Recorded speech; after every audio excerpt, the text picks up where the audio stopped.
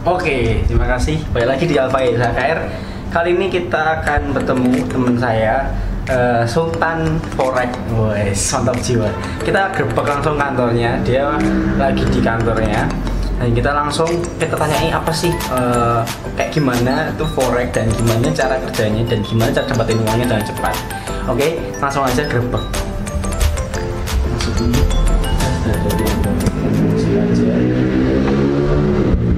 Halo bro. Halo. Selamat datang. Terima kasih. Thank you. Iya. Wah, enggak nih. Santai. Guys, jadi ini bos narko dari NS Trade ini ya, logonya ya. NS Trade. Benar sekali. Ada timnya di Telegram ya? Ada timnya juga. Oke.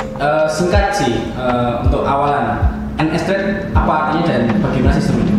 NS Trade itu awalnya kita grup trading kecil-kecilan, cuman semakin sini kita riset dan kembangin sistem trading untuk bisa dipakai bareng-bareng sama teman-teman NS. Oke, berarti itu bahas masuk khusus di Forex ya? Ya, Oke. lebih ke Forex dan gold.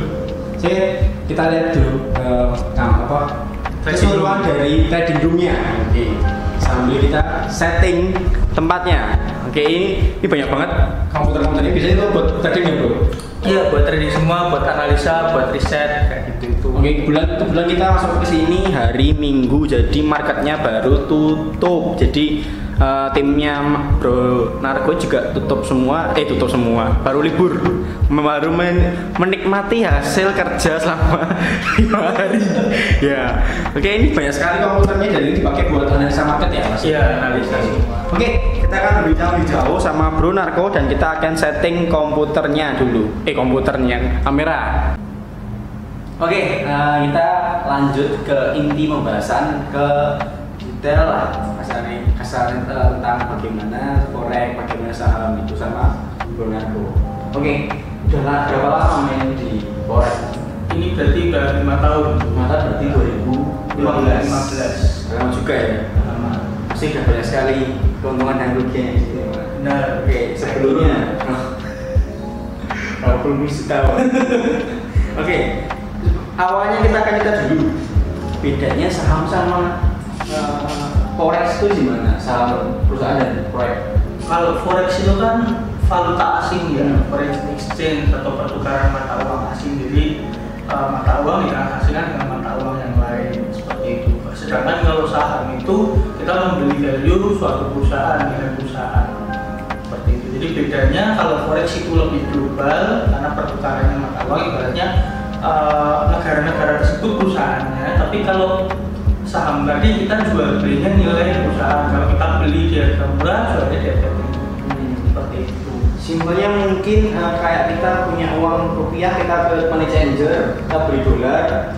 Iya, Terus betul. habis itu dolar naik kita jual lagi. Betul. Simpel itu sebenarnya tidak nih nggak pakai barangnya atau barang gitu. Iya, kalau Forex kita yang kita transaksikan itu nilai kontraknya. Jadi simpelnya dari itu. Dan kalau saham berarti kita bukan beli ya, joinan saham. Kita beli lembarnya. Ya, lembarnya. Nah, itu ada margin call-nya sendiri, itu Iya. sendiri. Oke, berarti itu benar-benar bedanya antara saham sama Forex. Jadi sudah beda dulu masalah itu. Jadi teman-teman harus paham dulu masalah itu. Jadi kalau misalkan teman-teman kemarin yang tanya masalah equity factor beda lagi sama itu. Oke, lanjut lagi. Kira-kira dari 5 tahun itu ada pengalaman nggak? Awal mulanya dulu gimana? Awal mulanya itu sebetulnya nggak sengaja sih. Nggak sengaja. Semuanya nggak sengaja. Semuanya nggak sengaja ketemu temen yang kebetulan dia lagi mencoba-coba untuk trading, belajar. Saat itu juga masih ikut orang, terus tertarik juga kan, masa bisa ngasilin uang di depan gadget kita, laptop atau smartphone kita. Nah, ternyata dijelaskan menarik buat saya, akhirnya saya terjun ke dalam situ. Itu awalnya. Langsung Pakai uang sendiri atau? pakai uang tabungan kerja selama 1 tahun. Waduh, berani sekali dia. Karena selain nggak sengaja tadi, kondisi juga yang membuat kita kadang ingin melangkah lebih jauh kan dari yang sebelumnya. Kita kerja di orang, kita ada di level dimana aku pengen punya penghasilan yang lebih tinggi, kan itu. Akhirnya ketika melihat peluang yang ditawarkan oleh trading, oleh forex atau saham dan lainnya kan pasti sebagai orang yang berada belum kenal di dalam itu akan mudah tergiur. Ya, maksud saya gitu. Termasuk bos lain juga. Dan ya itu tadi penyakitnya orang baru bingung ketika menemukan jalan, mereka akan greedy, mereka akan serakah, mereka akan kadang kurang logika. Namanya gitu ya. Betul. Pakai uang tabungan 1 tahun langsung berhasil berarti atau gimana? Pakai uang tabungan 1 tahun saya mengalami namanya beginner lah, keberuntungan seorang newbie kira-kira. Di awal-awal profit, mungkin sekarang 1 bulan itu bisa profit konsisten. Yang sebelumnya saya kerja itu orang dengan gaji 2 juta per bulan, saat itu bisa mendapatkan 2 juta per minggu selama 1 bulan. Main berarti 4 minggu berarti 8 juta. 8 juta. Lumayan. Habis itu deposit lagi, nambah pakai uang orang tua. Ngajarin orang tua. Sudah mulai.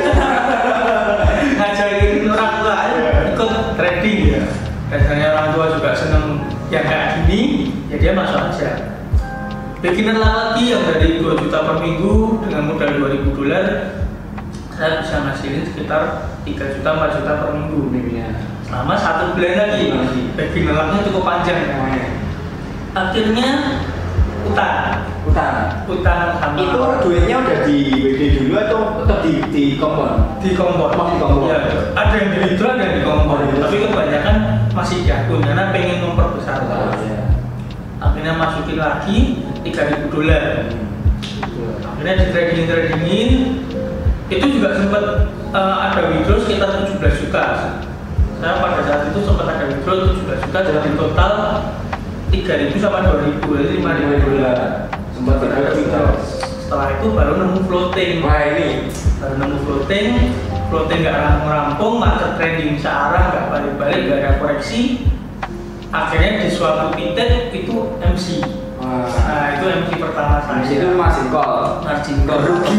Rugi modalnya entek. Habis. Gitu. Jadi 5.000 dolar habis. Sekitar 6.000-an. 6.000 malah. 6.000-an. Sempat duit 17. Sempat duit 17 juta. Setelah itu punya utang berarti. Ya. Punya utang yang harus dibayar ya. 5.000 berarti ya. 5.000 sekitar 50-40 jutanya, total lossnya 80 jutaan, tapi utangnya kan sekitar 50-60-an. Dan lumayan gede ya. Ya gede itu. Padahal umur masih muda. 19 juta apa 20 juta? 19 tahun utang segitu. Terus harus balikin gimana? Mau kerja apa kan? Gitu pertanyaannya. Nah di situ baru tanya, ibaratnya saya baru nyadar kok bisa terjadi seperti ini. Yang awalnya untung kok bisa rugi.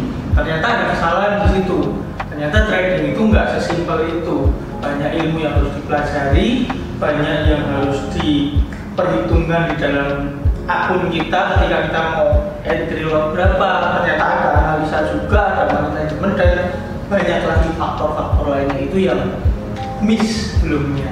Akhirnya baru mulai belajar. Oke, dari situ berarti mulai minjem lagi atau gimana? Dari situ mulai cari kerjaan sambilan. Oh gitu. Cari kerjaan sambilan, online shop yang gue dikerjain sambil sambilan. Online shop saya coba bangun online shop sambil bantu saudara lagi ngumpulin dari situ. Terus di suatu waktu saya bisa deposit lagi itu setelah 6 bulan. Setelah 6 bulan jadi kiri baru mulai deposit lagi, tapi kecil-kecilan. Tapi utangnya masih ada utangnya? Utangnya itu 2 tahun loh mas. 2 tahun mas. 2 tahun baru mas. Setelah bermain itu. Setelah mulai deposit lagi, terus saya pada saat itu kan ada investor project itu awal-awal. Oh iya ada. Investor itu yang bisa bangkit, bisa punya tabungan lagi, bisa masuk utang.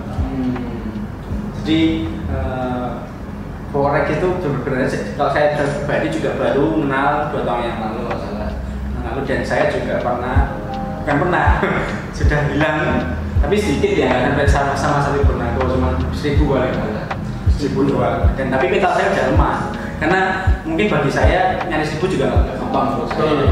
Jadi ketika kehilangan segitu langsung down gitu. Tapi Di sini bulanku udah 5 tahun dan saya baru setahun nggak ada, dan itu pun kasarnya tadi seperti itu sama beginner lah. Begitu udah ngerasain beberapa nggak saya gede, terlalu gede hilang.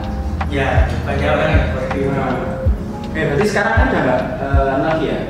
Udah nggak memang investor lagi, fokus Kalau di investor enggak, kita pola sendiri sama kita di sistem, kembangin sistem untuk dipakai teman-teman yang lain juga. Edukasi, signal, EA, gitu. EA itu robot. Oh, berarti sekarang ada robotnya. Ya, teman-teman kalau aku nggak tahu forex nih orang nggak tahu cara kerjanya. Simpelnya ada robotnya. Betul. Tadi bayar aja langsung ke Bronarko, ada di bawah linknya buat daftar di Telegramnya atau langsung di WA-nya aja juga ada ya? Di WA ada, di Instagram ada. Nah, kita kasih Instagramnya aja di bawahnya langsung. Nah, itu Instagramnya bisa diklik dan bisa lihat dilihat dulu kayak gimana, dan robotnya tuh kayak gimana juga bisa dibaca-baca dulu aja, dan bisa tertarik, teman-teman tarik bisa langsung investasi di situ.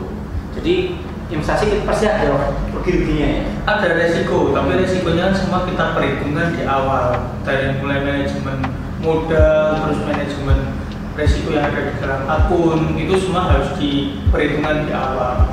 Nah, gitu. Oke, sekarang kita ngomong masalah corona.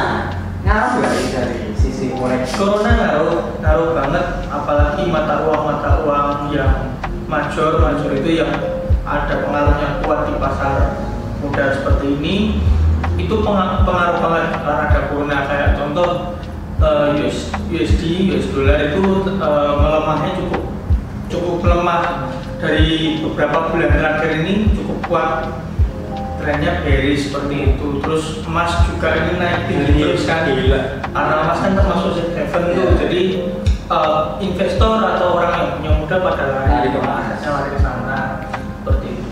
Terus kayak oil yang awal-awal corona mulai itu kan harga oil sempat jatuh juga sampai minus, stoknya terlalu banyak, tapi siapa yang mau oil gitu kan, yang mau beli sampai akhirnya itu, jadi memang efek banget. Tapi ya apa namanya, dari situ kenanya forex itu kita ke atas untuk bawa untung. Jadi bukan kayak bisa atas untung, bawa untung, tapi juga bisa sebaliknya. Ya, jadi nggak kayak saham yang kalau ini minus. Ya, itu namanya tuh opportunity sih. Jadi kayak kita bisa mengambil keuntungan ketika harga naik ataupun turun. Kalau saham ya kan kita one way kan, kita belinya ketika harga murah, jual harga tinggi, sama narik dividen ya kan seperti itu. Ya. Nah, masalah dua harga ini, dua keuntungan. Berarti kan kita bisa atas, bisa bawah. Ada juga yang rugi ya berarti. Betul. Nah, banyak sekali orang-orang yang ngomong saham ataupun proyek itu judi. Nah, itu gimana? Itu tergantung sudut pandang, mindset atau pola pikir orang-orang yang memiliki statement seperti itu sih.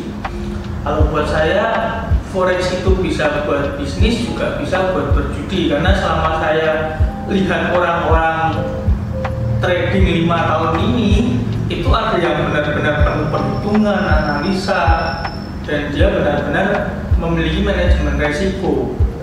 Ya nggak beda dengan bisnis lainnya, dengan investasi yang lainnya. Bahkan investasi project yang lainnya pun juga memiliki resiko ketika itu nggak jalan. Yeah. Kita pasti kehilangan sebagian modal, bahkan seluruh modal kan. Meskipun itu invest di tempat lain, bahkan di kelas properti pun kan belum tentu langsung laku. Nah, kalau di forex pun ada yang seperti itu, ada juga yang sedang berjudi di market. Dia tradingnya asal buy atau asal sell dengan feeling aja seperti itu. Itu yang ya itu judi, buat saya itu judi, dan nggak bisa disalahkan juga ketika orang mempunyai statement forex itu gambling dengan sudut pandang nggak seperti itu. Kayak itu ya, simpelnya kayak kita hidup sebenarnya ya. Kita hidup juga seperti perhitungan ya, seperti gambling kan. tapi kan tetap ada perhitungan. Iya. Gitu aja, simpelnya gitu ya. Jadi simpelnya seperti itu. Tapi kalau menurut Bronarko ini kayak semacam ini nih, Binomo, Limtrade, option gitu kan. Akan semuanya. Oh iya, semuanya. Trading option ya. Trading option. Jadi langsung trading binary option. Tapi binary option yang kita maksud bukan nama broker. Sistemnya. Ya, sistem binary option itu sistem yang seperti menurut saya dan beberapa orang lain juga pernah menganggap itu seperti gambling. Karena juga konsepnya kan kita hanya menebak apakah itu naik atau turun dalam batasan waktu tertentu. Itu yang membedakan dengan trading pada umumnya. Trading pada umumnya itu ya kita beli atau kita jual, tapi kita bisa settle atau kita bisa keluar market kapanpun, mau sekarang, besok, atau kita hold sampai bertahun-tahun pun harusnya juga tetap bisa running.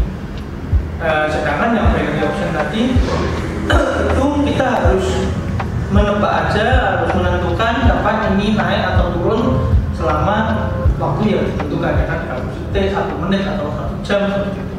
Jadi yang saya kurang setuju, kurang seksi. Semacam diatur gitu ya? Ya, kayak ibaratnya kayak judi bola.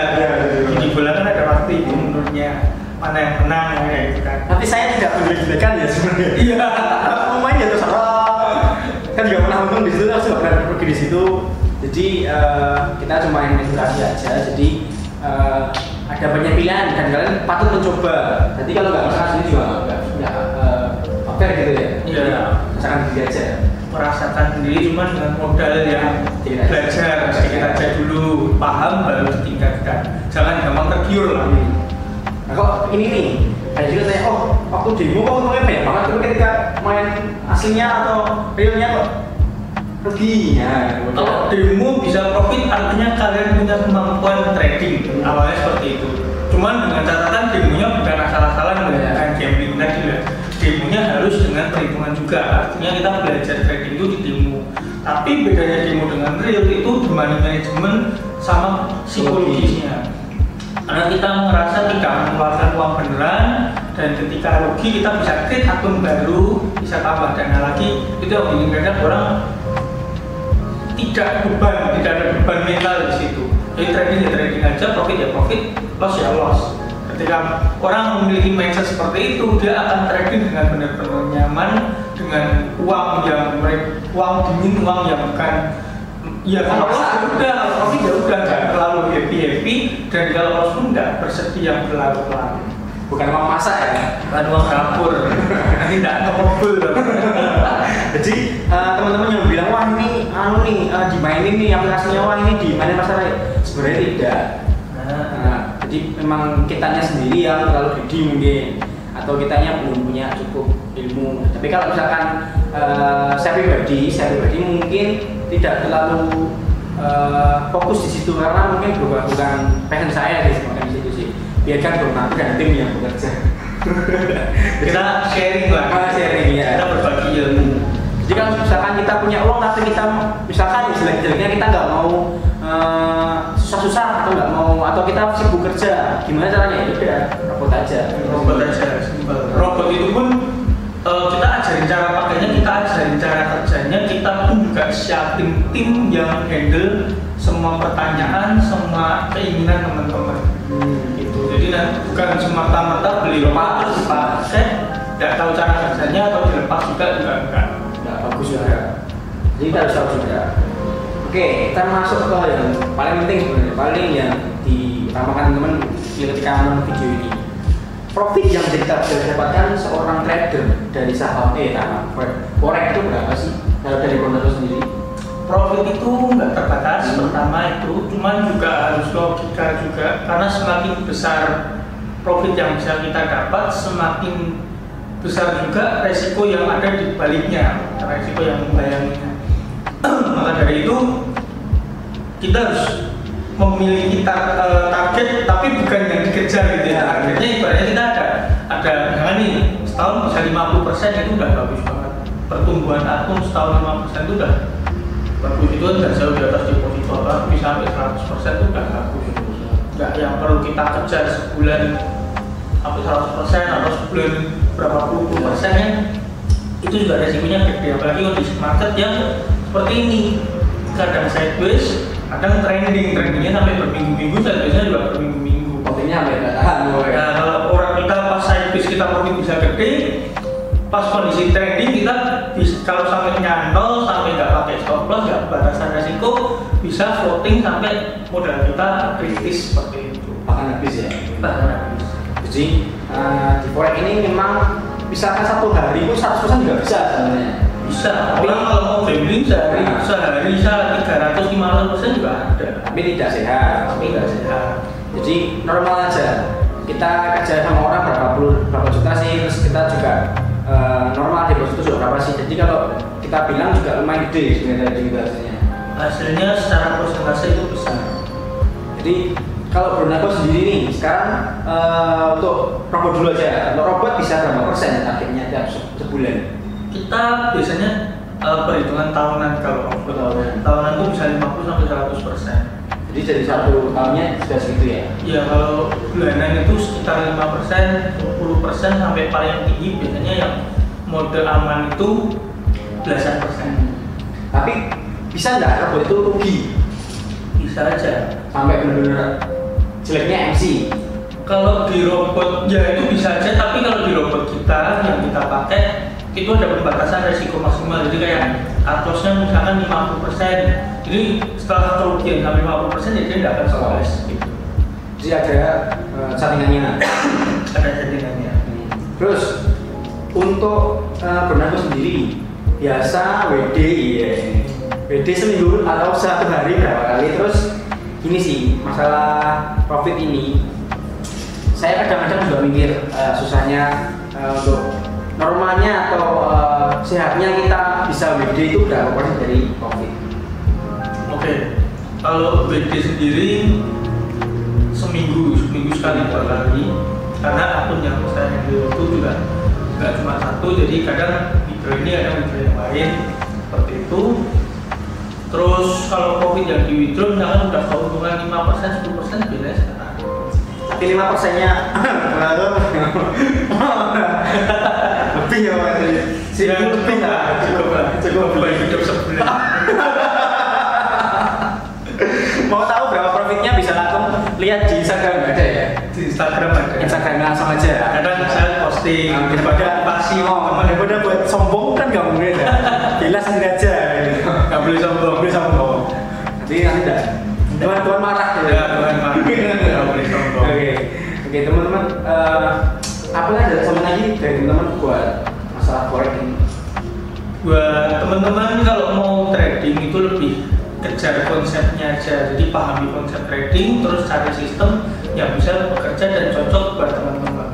Prinsipnya itu aja, jadi jangan cuma ngejar teknik analisa yang pasti benar, jangan cuma yang cari yang pasti profit ini jelas pasti nggak ada. Kalau teman-teman udah percaya yang pasti profit, ya itu berarti teman-teman siap-siap dikibulin sama orang-orang yang ada di luar sana, karena banyak juga yang mengaku-ngaku tapi belum tentu itu bisa terbuktikan. Terus usahakan kalau ada orang yang menawarkan sesuatu, teman-teman tertarik, lihat portofolionya, jadi jangan mudah percaya. Terus habis itu mempelajari sistem tadi, money management, psikologi trading, teknik analisa itu perlu dipelajari. Oke, jadi bagus itu. Oke, terima kasih. Berarti ya, untuk setiap hal yang kita lakukan kita harus tahu dulu. Iya, kita harus tahu. Bahkan sebelum kita nyetorin dana untuk deposit di akun kita harus tahu dulu ini kita mau ngapain gitu kan. Jangan sembarangan. Jangan belum nanti udah buru-buru deposit, trading rugi, yang ada sakit hati, terus wah orang sini merugikan, orang sini komentarnya dari penipuan, seperti itu penipuan ya, konyol sendiri sebetulnya. Oke, tapi sebenarnya untuk forex ini sebenarnya ilegal atau legal sih kalau di Indonesia ini? Forex legal, banyak company yang berdiri di Indonesia dan berdiri di negara luar. Jadi mereka tentunya legal karena berbadan hukum juga seperti itu. Tapi ada broker lokal, ada broker yang luar. Broker luar itu ya mereka legal di negaranya, bukan artinya mereka ilegal, itu enggak. Jadi legal di masing-masing negara? Iya, legal di masing-masing negaranya. Sama dengan kita mau menabung, misalkan Bank of Singapore, kita mau menabung di Bank Singapura ya, kan di sana legal, aman juga kan pasti. Nggak mungkin kita nabung sana terus uang kita hilang juga.